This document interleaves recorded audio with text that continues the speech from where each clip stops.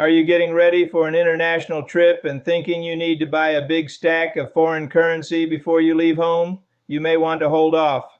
Hi, I'm Mike Gray with Traveling with Mike Gray, and today we're talking about something that confuses a lot of international travelers. When should you exchange money, and when should you simply use a credit card or ATM?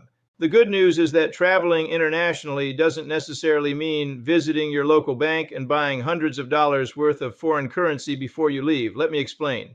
Years ago, traveling internationally often meant carrying traveler's checks and a wallet full of foreign currency. Things have changed. Today, credit and debit cards are widely accepted in many popular destinations, particularly in larger cities, hotels, restaurants, shops, and tourist attractions. When I travel internationally, I still like having some local currency available, but I don't want to walk around carrying a large amount of cash. You may need cash for things like small purchases, tips, local markets, taxis, or businesses that don't accept cards. The key is having enough cash for convenience without carrying more than you need. If you enjoy simple travel advice without all the confusion, subscribe to Traveling with Mike Gray. You can subscribe directly at www.travelingwithmikegray.com/watch. I share practical travel tips, cruise advice, European vacation ideas, and ways to make traveling a little less stressful.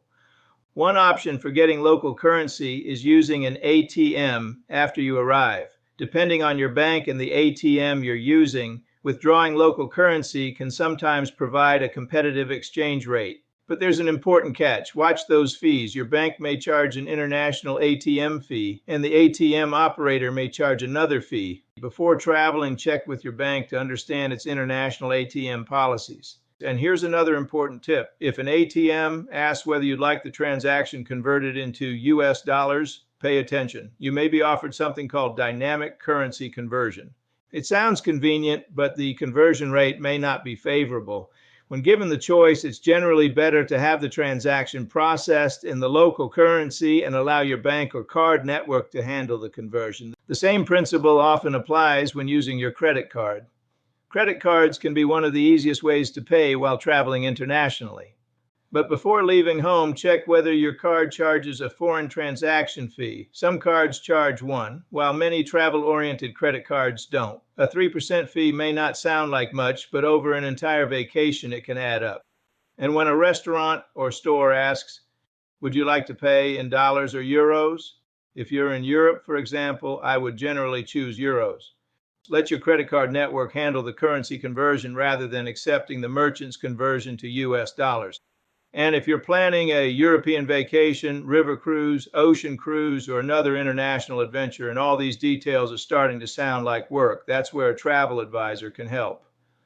I'm Mike Gray with Traveling with Mike Gray, and helping take the stress out of vacation planning is exactly what I do. And don't forget to subscribe at www.travelingwithmikegray.com/watch.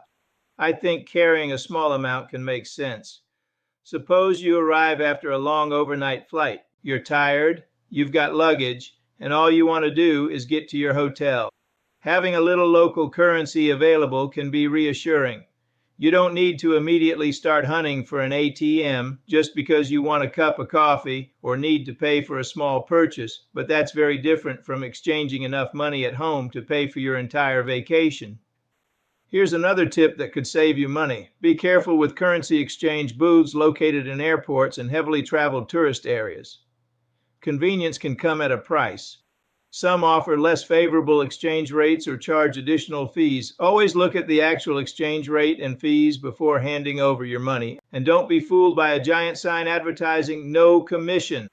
Here's something I consider very important. Don't depend on only one credit card, and don't depend entirely on cash. I prefer having a backup. You might carry your primary credit card, a second card stored separately, your debit card, and a reasonable amount of local currency. If one card is lost, declined, or temporarily blocked, you aren't stranded without another way to pay. That's especially important when you're thousands of miles from home. So here's the bottom line. You don't need to exchange a pile of cash before every international trip. Carry a reasonable amount of local currency, understand your ATM and credit card fees, pay in the local currency when appropriate, and have a backup method of payment. A little preparation can save you money and make your trip much easier. If this video helped you, please give it a thumbs up and share it with someone planning an international vacation. And most importantly, subscribe to Traveling with Mike Gray at www.travelingwithmikegray.com/watch. I'm Mike Gray, helping you travel smarter, travel better, and enjoy a more stress-free journey. And here's my question for you. When you travel internationally, which do you prefer, cash, credit cards, or a combination of both? Tell me in the comments. I'd like to see what other travelers are doing. Thanks for watching, and until next time, safe travels.